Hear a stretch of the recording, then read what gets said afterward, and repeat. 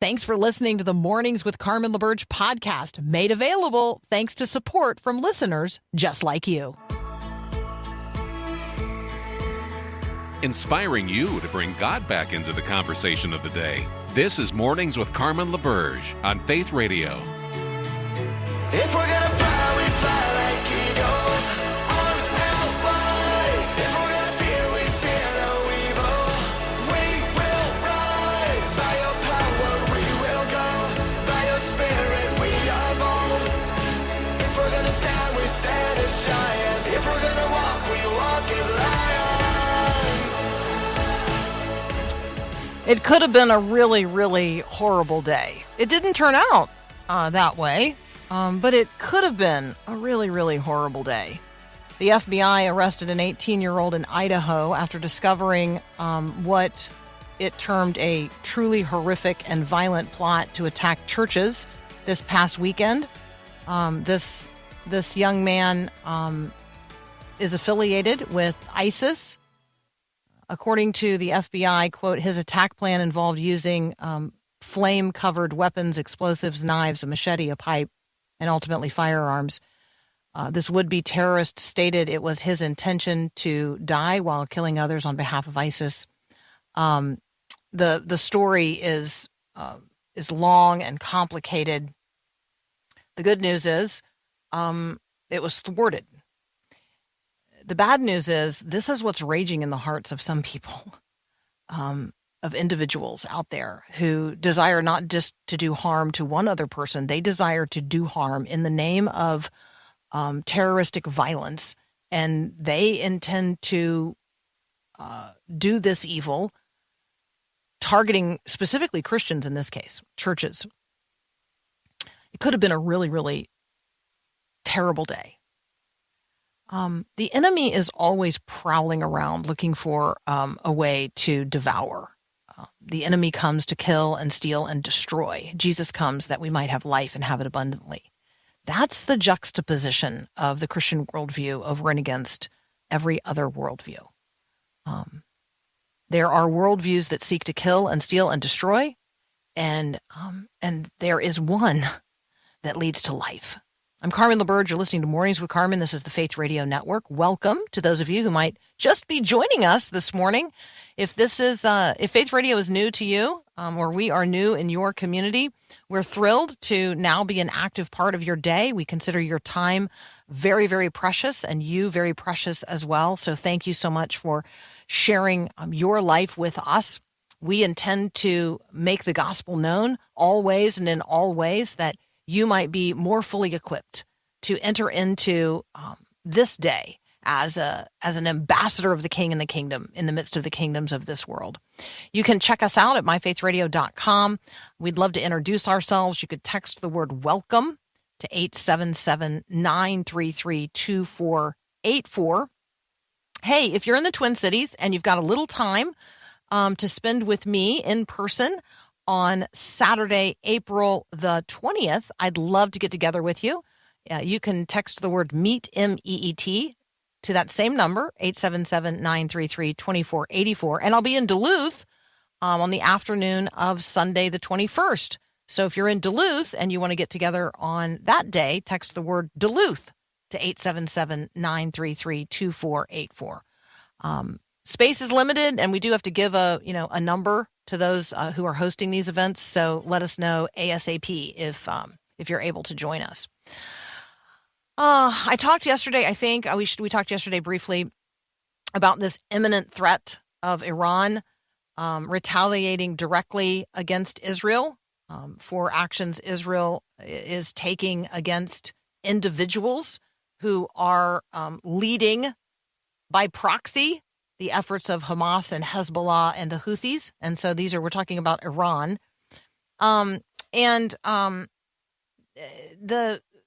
The imminent nature of what's coming is important for us to be aware of. I mean, I don't want to, this is one of those things where you don't want to make people afraid, but you also want to make people aware. I feel a little bit like that when we talk about what the Bible says about the end, right? and the second coming of Jesus and the rapture. And when we talk about the prophecies of the book of Revelation, like, right, it's not about fear mongering. It is about making people aware in order that everybody might get ready. Because like the day is coming. It's literally coming. One day will be the day. I mean, one day is going to be the day that Jesus comes again to judge the living and the dead. I don't know what day that's going to be. Jesus said he didn't know what day it was going to be at that point. But any day could be the day, and one day will be the day. And so I thought, okay, it's not responsible of me to not tell you, to like withhold information, because I think it might be a little scary. But Israel is now actively preparing for an imminent direct attack from Iran. And I think we need to be aware of that. I think we need to anticipate what that is going to mean in terms of its cascading effects. And so let's be praying that the light of Christ would shine, that Christ would be made known, that as some seek to do evil, God would use it for his good, that God would get his glory in the midst of all of it. And let's be praying. Let's be praying for you and I to be ready. Like, right? One day will be the day. What's your rapture plan? Have you actually had the kinds of conversations that you need to be having about Christ? And are you living as a person who's prepared to die? And you say to yourself, well, you're talking about Iran and you're talking about Israel. Yes, but if you've read the end of the book, all the way to the end, you know that events in Israel do matter in terms of the unfolding of human history and the coming of the king and the kingdom. And so, this is not about living in fear. This is about living in expectation and awe, and living as those who are prepared for what God has said is yet to come. Our friend Paul Asay from Focus on the Family's Plugged In is going to join us next. When you think about the screen savvy nature of yourself or your family, I mean, this is part of our conversation that we just had with our friend Chris Martin. How much time are you spending on your screen, on screens, looking at screens? And what does it look like for you as parents or grandparents and those who are influencing the lives of children who have been entrusted to you by God? You know, what does it look like for us to shepherd their heart? So becoming a screen-savvy family is Focus on the Family's book that they have written on the topic. Paul Asay has been an integral part of that process and project. And so in addition to, bringing us up to speed on all things on the big screen and small screen, we're going to talk a little bit about becoming a screen-savvy family. That's up next here on Mornings with Carmen.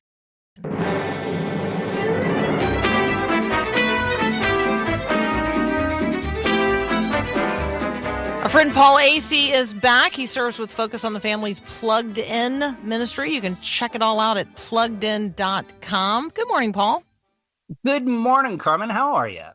I'm good. I'm well. I didn't get enough sleep last night, but that's probably my own fault. I'm amazed that you get enough sleep any night as early as you get up. Oh my goodness. Sometimes the morning is just late. It's just actually late the other day. Yeah. So Bob Hoos, your colleague Bob Hoos, has this piece, Kids Just Want to Turn Off. Tell us what's going on. We live in a culture immersed in social media, but yeah, kids just want to turn off? Really? Yeah, it is one of the most remarkable takeaways from a recent Pew Research study that asked kids how they felt about their technology and social media use.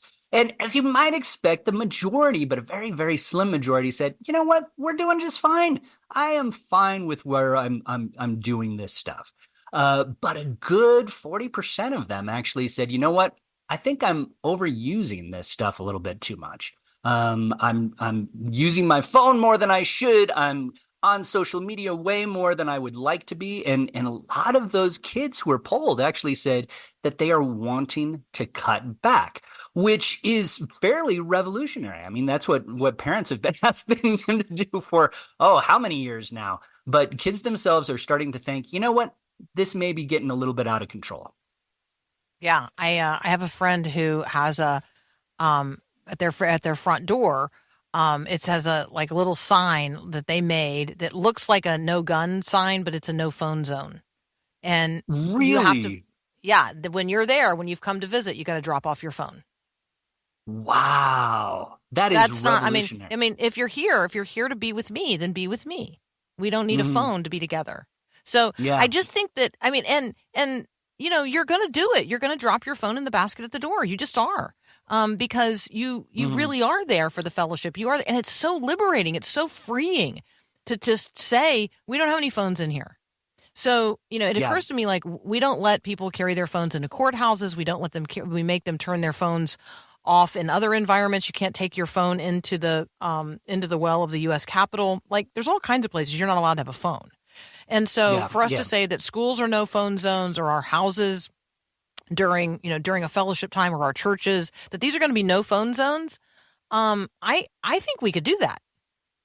I think we could too. And I think we should do that, honestly. When you just mentioned very kindly our book, Becoming a Screen-Savvy Family. And that's one of the things that we talk extensively in that book about is the idea of really setting up these no phone zones within your own family, within your own Hmm. household. We've always had in our family, you don't bring the phone to the dinner table. That is a time when Hmm. you just connect with who is sitting around that table. Keeping phones out of the kitchen where so many organic conversations take place.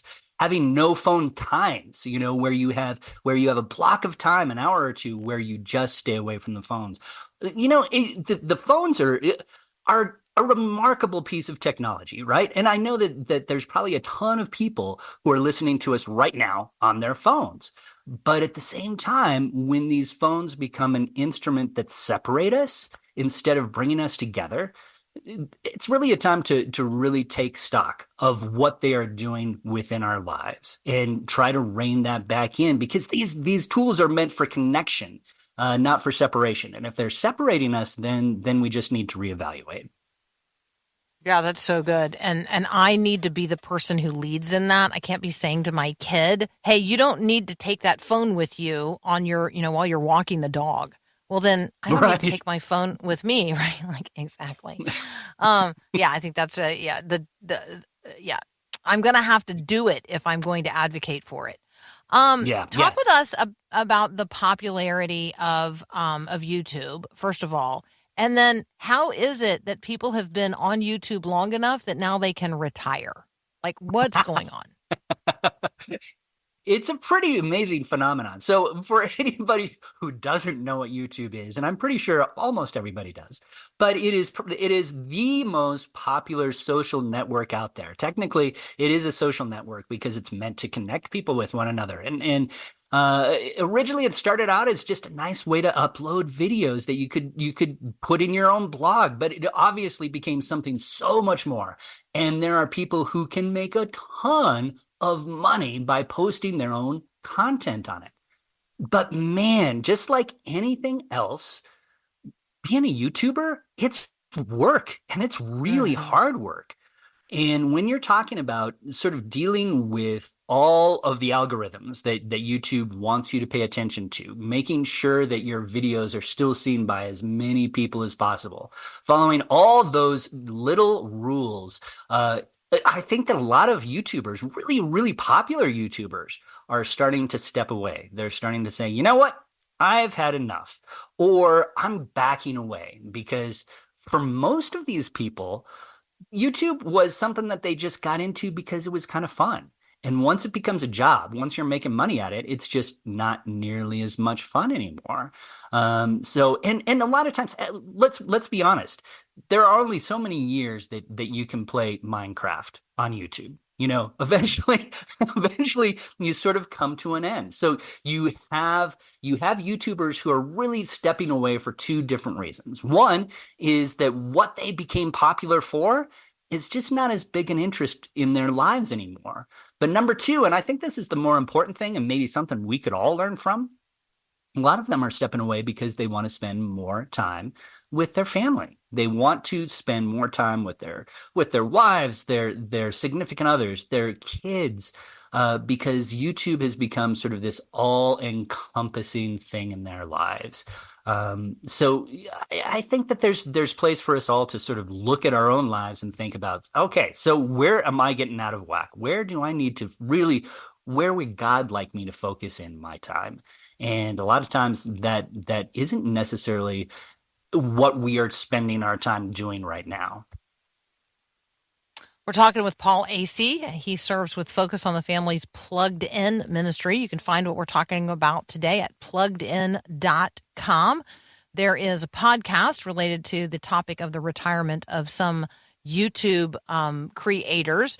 And then you can also at Focus on the Family's pluggedin.com find Becoming a Screen Savvy Family, which is a project that comes to us in book form, but it really does aggregate tons of wonderful content in terms of how you and I, as believers, can sort of reclaim the time with our families away from our phones. So we're going to continue our conversation with Paul Asay here in just a moment. And yes, we are going to get to some reviews. Is there a movie out there or a show out there that's streaming that you'd like to hear a review about? Let me know. Hit me up on the text line 877-933-2484. You're listening to Mornings with Carmen. Anne texted me, and then we had a conversation on the phone. She's 86 years old, and her husband, Bob, is 96. She listens to the podcast every single day, and she gets a lot of encouragement for her walk of faith in the midst of a life that has grown difficult and weary in many ways.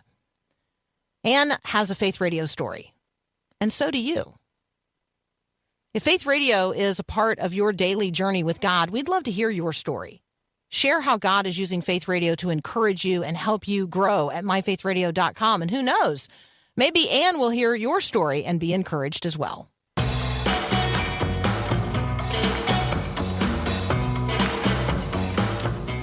All right, if you don't play video games, which I'll just confess that my video game exposure is like Candy Crush. Like I don't know the whole video game world where there's these stories and people are roaming around in there taking on personas and characters.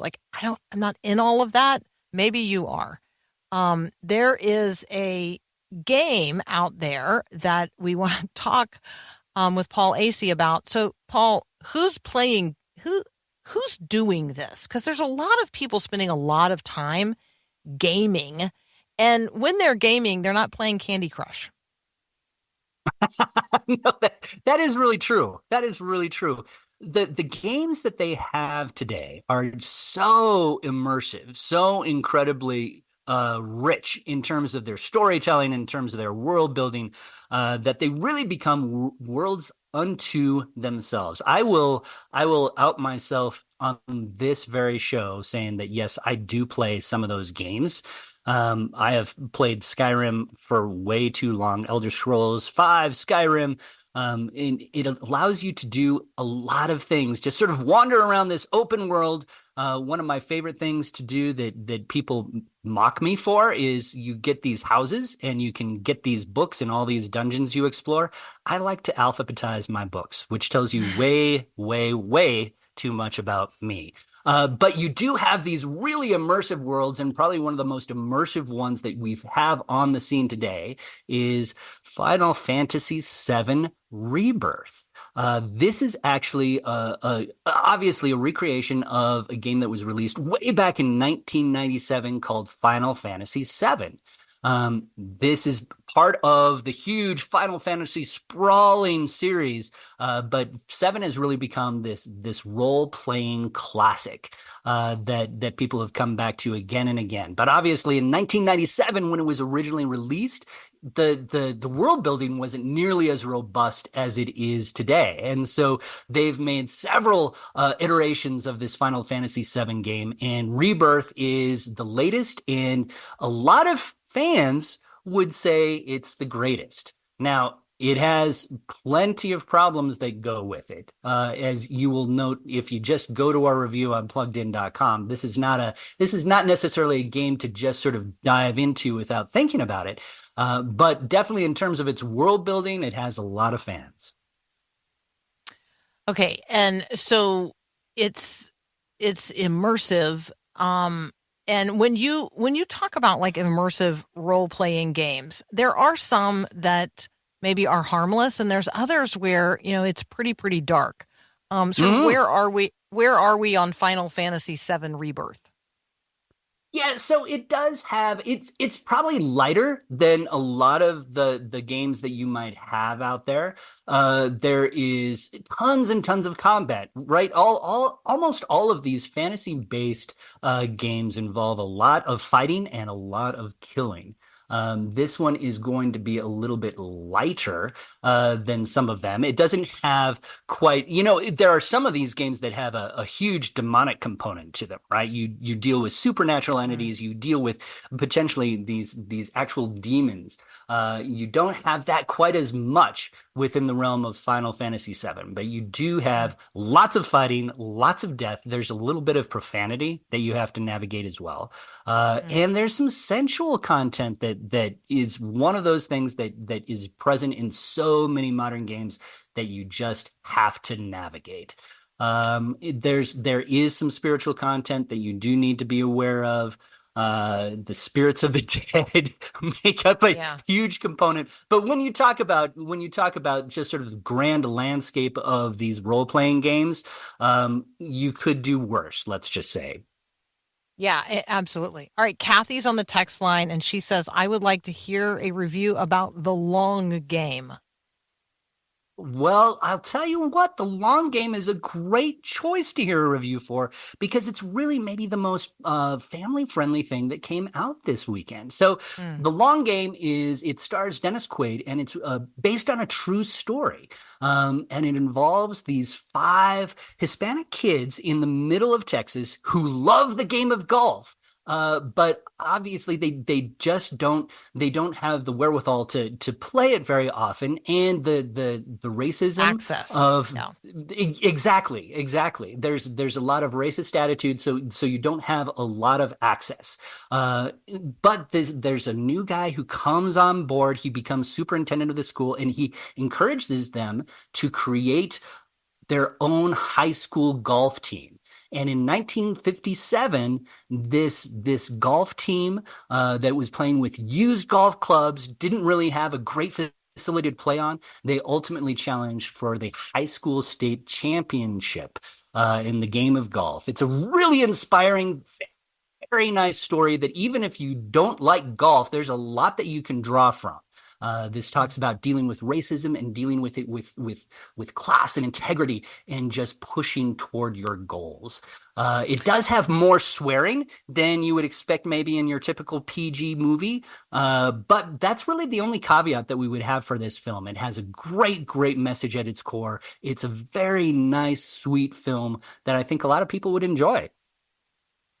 The a movie that's called Civil War is not going to necessarily be about the Civil War that you might be thinking about. So Kirsten Dunst is in this film.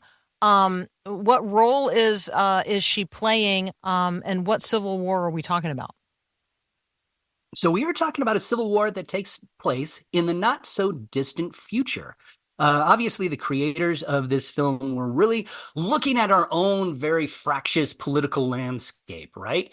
And they sort of cast that forward a bit. Now, when I say that, immediately a lot of people are going to be thinking, "Oh, okay, so this is going to be the political statement on one side or another."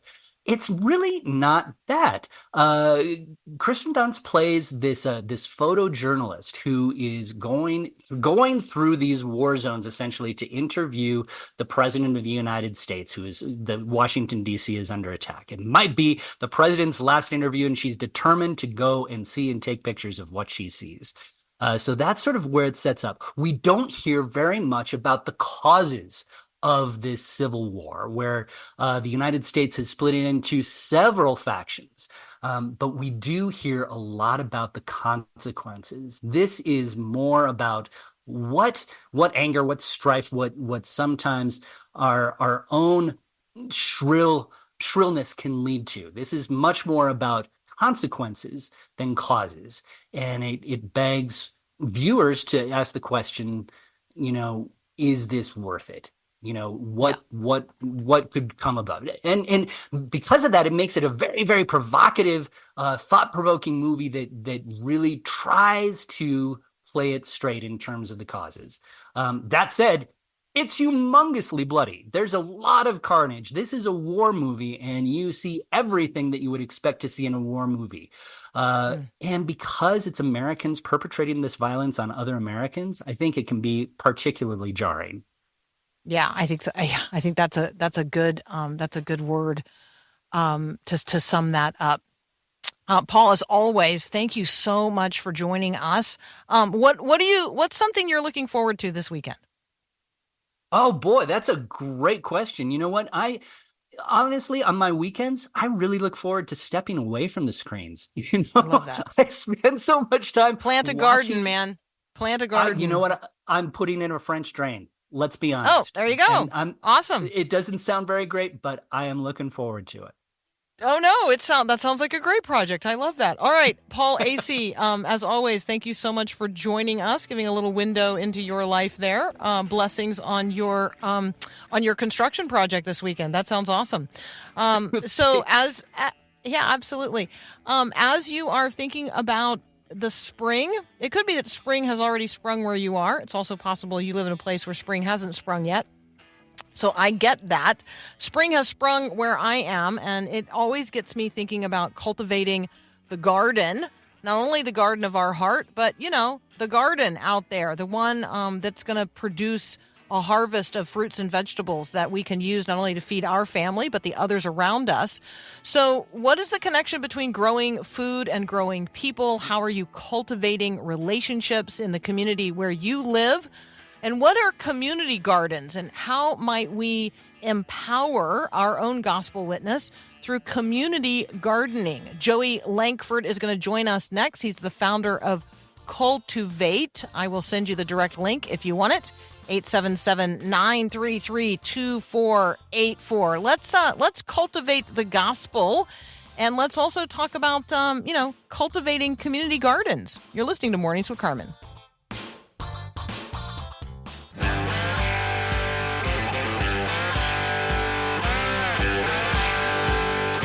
Who are you sitting down at table and breaking bread with? How is that bread getting to the table? Who's behind all that? Have you thanked a farmer lately? All of those are the kinds of conversations that we want to be provoking. Do you have a vision for your church and you as a Christian among your neighbors actually serving as a place where God might cultivate, not just the fruits of the Spirit, but real fruit, that which is going to feed hungry people. And so we want to talk with Joey Lankford about Cultivate. I'm happy to send you the direct link. That's got a 2 in the middle of it. C-U-L, the number 2, and then Vate, VATE.org. I'll send you the direct link. Just text me, 877-933-2484. Joey, welcome to Mornings with Carmen. Good morning, Carmen. It's great to be here. Okay, well, let's start with you because your story helps lay the groundwork for the larger conversation about the vision and the ministry of Cultivate. So talk about you, talk about, the time you spent in South Africa. Like, give us a little bit of your story. Sure.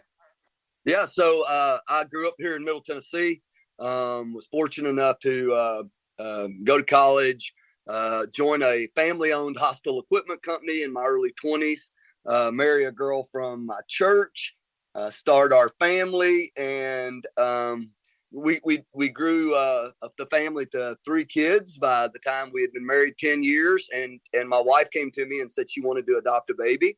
That was in 2008, 2009, and that conversation led us to going to Ethiopia and getting our daughter Bristol, who was a 10-month-old Ethiopian little girl, and bringing her back to the United States. But through that process, the process of adoption, the Lord began to really work on me. I call it a period of holy discontentment, where I just began to be unsettled in the fact that I was doing what I was doing, and it might or might not be what I was supposed to be doing long term. That was the greatest wrestling match with me and the Lord, was like, is there more? Is there something that we're supposed to be doing, not just me, but as a family? And as Courtney and I my wife and I began to lean into that and pray into that, God began to reveal that we would need to surrender our lives completely to Him, and that He would show us what our next steps were. Those steps led us with then 4 children to organization called Living Hope on the tip of the continent of Africa. And they were serving the needs of a township called Masapumalele, which was 45,000 people on 1 square mile. And we're going to develop, or trying to develop, a training and workforce development program at the time that we got there. We landed there in October of 2010. And I remember the first time I was introduced to farming in greenhouses. There was some greenhouses right down the road from the entrance to that township, and they were being dismantled and taken down because of some escalated ground rental prices. And so the farmer couldn't afford the property anymore. And so we prayed about that and ended up buying those greenhouses. And with no experience at all, and I mean none, Carmen, I started dismantling those greenhouses and moving them to the property that the ministry owned right there at the entrance of the township.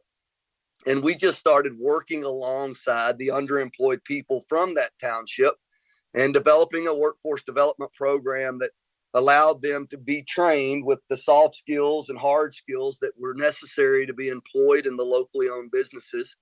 We saw that ministry grow to 13 greenhouses with a very robust market contract for tomatoes at one of the high-end food retailers there in the area. Great relationship. It was an organization called Food Lovers Market. And those wages were turned back into the nonprofit to pay for the education of the students and for them to begin to earn a living wage while they were learning, so that they could put food on the tables for their families as they were being educated with the curriculum and training programs that we were building. And so we did that for 5 years there. My wife and I lived there for 5 years together with our family. We ended up having a baby while we lived there. So we took 4 and we brought back 5. And we're really feeling the winds of change blowing again in our life in 2015.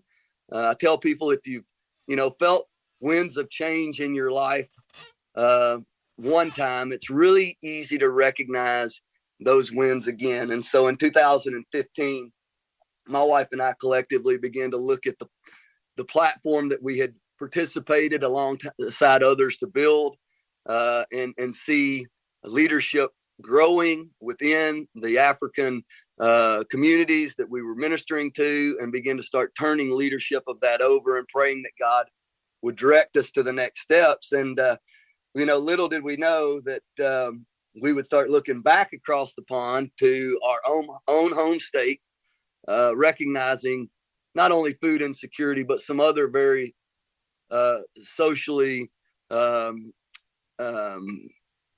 social injustices around Middle Tennessee in our area that we could penetrate using food. And that's how Cultivate was birthed.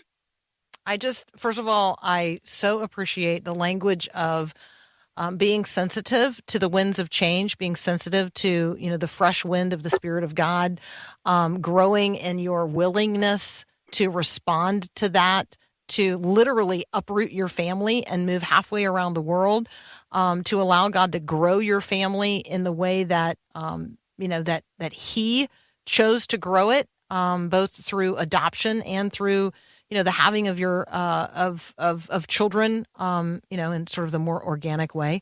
And I so I appreciate all of that. Again, we are talking with Joey Lankford. If you've just joined us, the ministry is Cultivate. I'm happy to send you a direct link.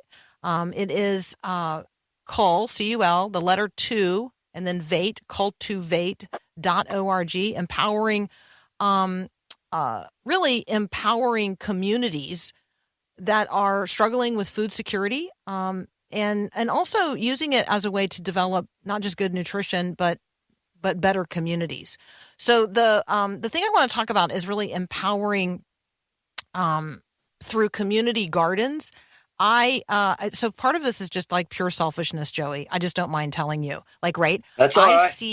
I see the green space. I see the church, the little church that's sitting, it's got a fallow field next to it. Maybe it used to be a ball field and there aren't kids playing there anymore. Or, it Right. used to be whatever. It's a green space, and it's in a community where, there are a lot of people who could really benefit by not only the activity of having a community garden and learning that, but genuinely benefit from the healthy food that would be produced there.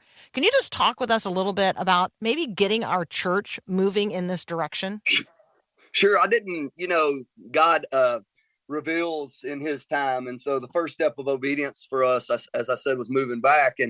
And then we were able to, with the relationship that I developed with our then Governor Haslam, get some land on our ag department right here in Middle Tennessee.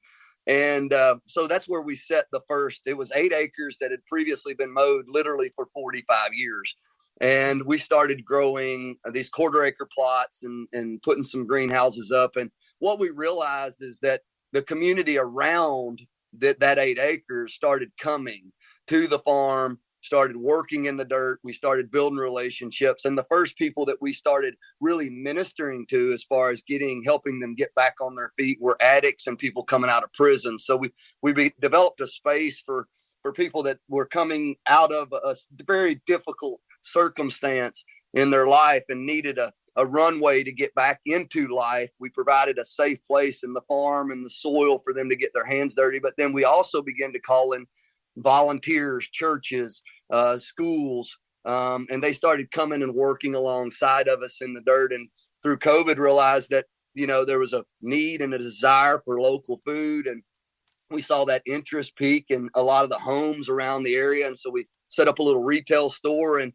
then that started to be of interest to the Lord. Started revealing all of the church networks and all of the underutilized land that churches are paying to have mowed year after year.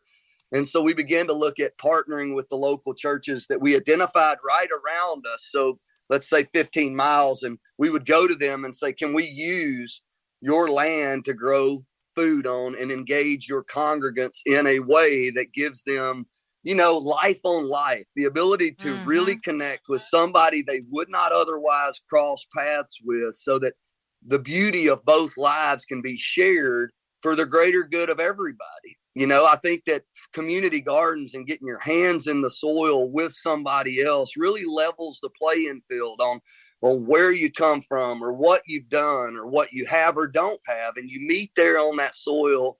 And I believe that's the reason that Jesus talks about it so much. The reason he uses it in his narrative of life is because there is a lot of life in the soil, and there's a lot of rejuvenation. And there's a lot of, we've just seen some of the most beautiful testimonies of people just coming out of prison freshly, and somebody running a Fortune 500 company in Nashville, meeting on a piece of dirt that was previously mowed by a church or whatever. And we've turned it into gardens, and they meet there to develop a lifelong friendship. And those two relationships benefit both ways, the community, because we all know that we can't live outside of community. And I think the world is moving more and more towards isolating us, creating this space for us to feel like we're lonely. But I tell you what, we can take and rethink and steward the resources of land better as a faith community. I think we'll be able to see some change in that. And I think the desire will grow within people as they get into the dirt to be communally involved in helping solve our food situation. I like you a lot already, so I'm so glad you're here with us. That voice you're hearing is Joey Lankford. The organization is Cultivate. We're going to continue our conversation with Joey here in just a moment.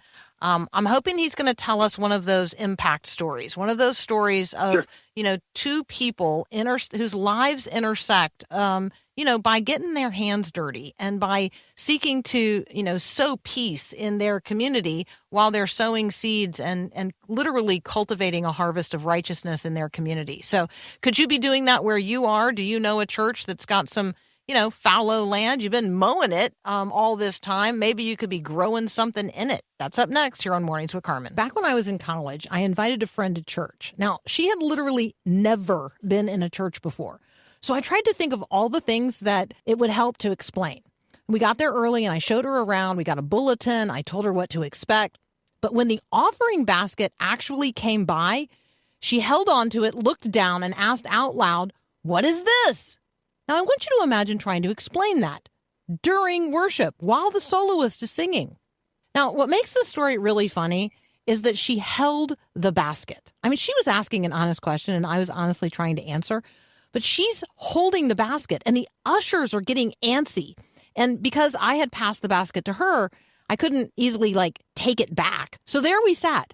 I'm attempting to explain the collection of tithes and offerings. My friend is holding the basket. The person on the other side of her is wide-eyed, boring a hole into me.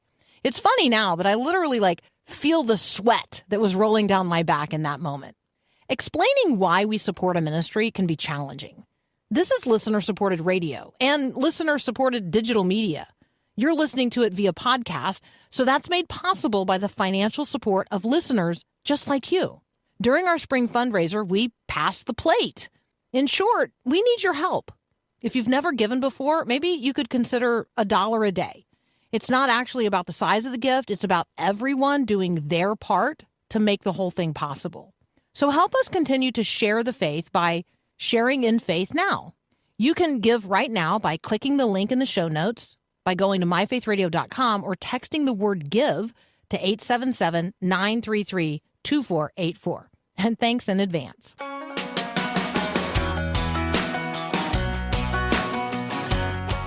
Cultivate is growing food and growing people, seeking to not only cultivate the soil, but cultivate the soil of relationships.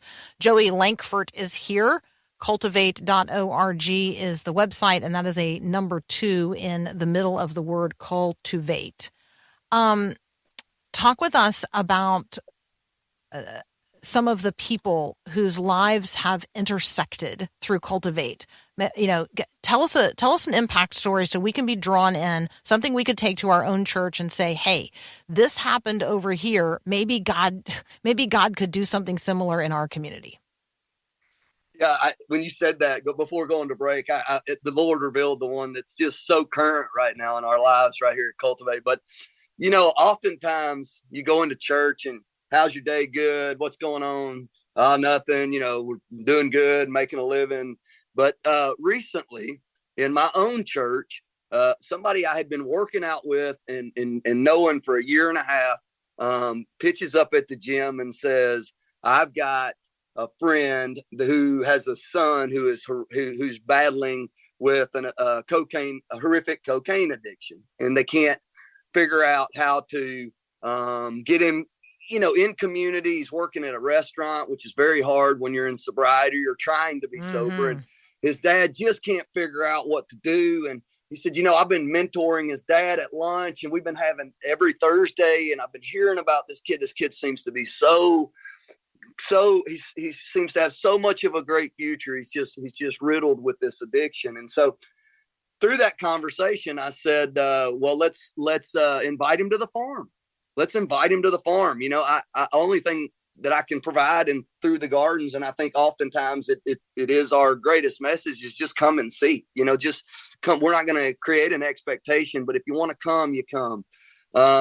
That gentleman that young man decided to come out to the farm and put his life alongside some of the graduate leaders that we now have in Cultivate. And I'll tell you right now, he's 71 days sober. That's the longest Amen. He's been sober. And he's the longest he's been sober in 2 or 3 years since he went off to college. And so we celebrate him every day. We celebrate what God is doing in the sunshine and the soil and the plants that he has responsibility over, and the people that he is meeting from the local churches who are literally pitching up. And when they hear his testimony in the garden, affirm him or pray over him and give him more confidence for just that next day, that one that's a big step, Carmen, for these. It was one day in the life of an addict, of a continued sobriety is a big deal. And so the more that we can put a faith community around these people and show them tangibly the love of God, the more that I think we're going to see success in them beating the demon of addiction and going on to do more of this food work in other places because of the value that it holds in their life. It's so good. I love the stories that are posted on the website. Whoever is helping you write these stories is doing a great job. So pat them on the back today for sure. I will. The miracle potato story is pretty great. I'm just saying, like, right it was there, crazy.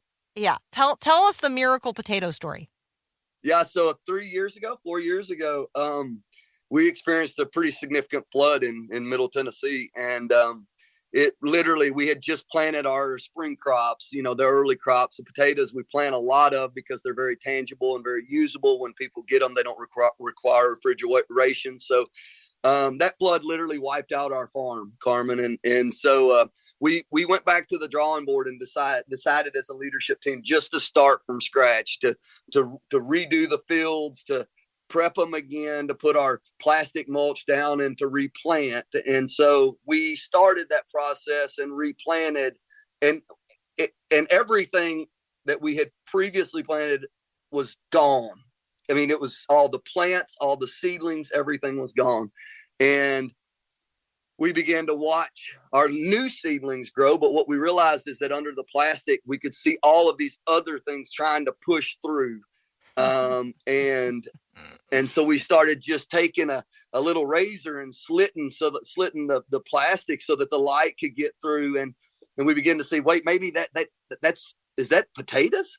Is that a potato growing out through the plastic? And God gave us potatoes that we had written off, that we thought were gone in the flood waters. And he exceeded the expectation of quantity that we would get off of the piece of property by just being who God is and coming through. And I tell people, as Christians, it wasn't the first time that we had to deal with a flood and that we hadn't seen miracles come out of it. So that was just a miracle that we've used for encouragement every time we face something. And we're like, you remember the potatoes? You remember what God did when we didn't think we had anything left? And so that's just a real encouragement. I hope it encourages people that are out there thinking, is this something that God may be calling me to do or step into? And I would just say, just don't overthink what the outcome might be, but just think about being obedient in the next step. Yeah. And maybe you feel swamped or flooded. And maybe you're wondering if the light could ever pierce through, and maybe all you need to do is give it a little slit, right? The seed of the word is planted deeply. Let the soil of your heart be fertile, and allow God to produce for himself a harvest of righteousness in and through you. Joey, Amen. Thank you so much. What a delight. You don't know this about me, but I live on the Harpeth River in Cheatham County. And so I know. So I've been trying to see, do I live close enough for Cultivate to come and, and talk with me. So there you go. Absolutely. I love it. Thank you so much. We're definitely going to follow up with you. That's Joey Lankford. I'd love to send you the link and allow God to work in the soil of your heart and cultivate this in your community. Cultivate.org. The word of God is planted deeply as a seed within you. Be fertile soil. Produce for God a harvest of righteousness. Let God get his glory as he shines the light of his love in and through you. Hey, I'm coming your way. If you are in the Twin Cities or Duluth, in the Twin Cities, text the word MEET to 877-933-2484. If you're in Duluth, text the word Duluth to 877-933-2484. Let's meet up next weekend. I'd like to connect with you. And hey, if you're just joining us in Billings, Montana, welcome to the Faith Radio Network. We'd love to hear from you. Let us know that you're out there. You can text the word welcome to 877-933-2484. Have a great weekend. Thanks for listening to Mornings with Carmen LaBerge. Podcasts like this are available because of your support. If it's important to you to hear things that encourage your faith, click the link in the show notes to give now. And thanks.